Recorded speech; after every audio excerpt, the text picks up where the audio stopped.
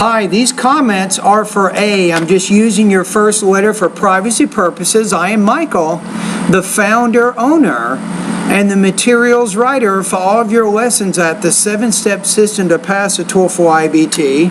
And I'm going to listen to your integrated speaking practice test number 16, and this is about the process of glacier formation. Glaciers start forming when snow rests at the same area all year long and where enough snow accumulates to convert into ice.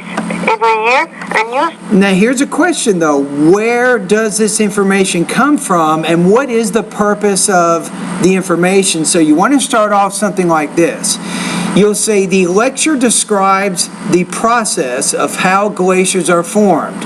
According to the lecture, there are several steps involved in the formation of glaciers. Then you get into first, second, third, fourth, and so on. So it's important because you're summarizing this information. You want to do it from the point of view of the actual article. In this case, a lecture. A new snow compresses the existing snow, which makes the snow... I want to pronounce it a little bit more clearly. The new snow compresses the layers of the previous snow. The snow recrystallizes, creating grains that... I want to say recrystallizes. You want to put an extra syllable on the end there so we know that's the third person singular present form of the verb. Grains that looks like sugar. Continuously, the grains increase in size. You want to say the grains that look like sugar because grains is plural, so that refers to grains, so look should also be plural. Creating grains that looks like sugar. Continuously, the grains increase in size and the air decreases between the grains. And the air decreases. You want to pronounce that a little bit more clearly. That makes the snow slowly get thicker. 2 winters later, the snow becomes firm. A middle stage between snow weight, glacialized ice. Okay. At this stage, it is about half heavy as water. Now you don't want to say half heavy as water, you want to say it's about half as heavy as water.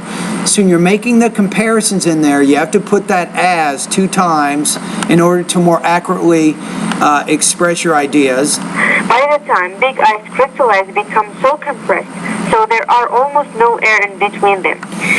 So there is almost no air between them because air is an uncount noun. The verb should be singular, not plural. In very old glaciers, crystallized links can reach several inches. Okay. This process in most glaciers takes 100 years long. This whole process takes.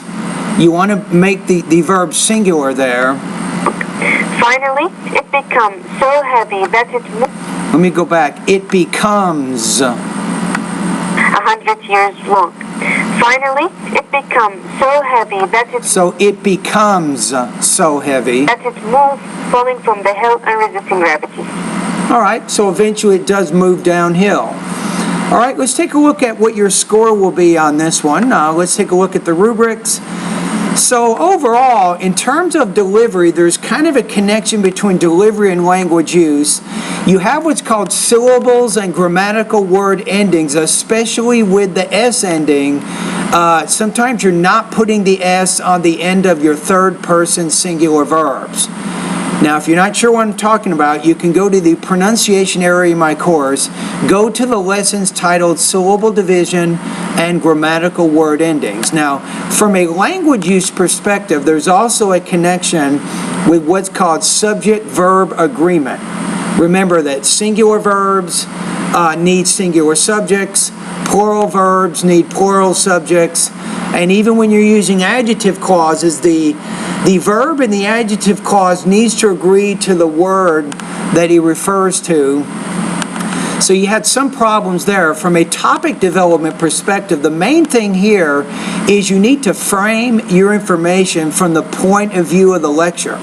That's why you say according to the lecture, or the speaker explains. Another point made in the lecture is, so you framed this information from your point of view, not from the point of view of the speaker in the lecture. So actually, that can be considered plagiarism. So when you're summarizing, you want to make sure you explain the information from the source. Okay, so you have some weaknesses with delivery, some weaknesses with language use, some weaknesses with topic development. However, I think you have a complete, accurate response. I think you didn't leave out any important information, so you've demonstrated, I think, a very good understanding of the lecture. So that is a positive, I think, on your part. Your score here,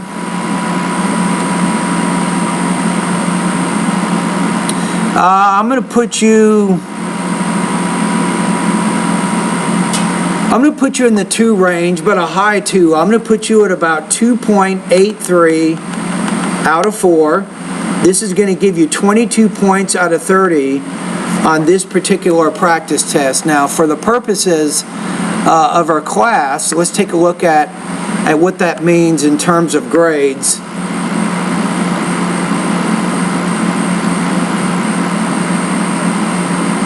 Okay, hold on, let me find it here.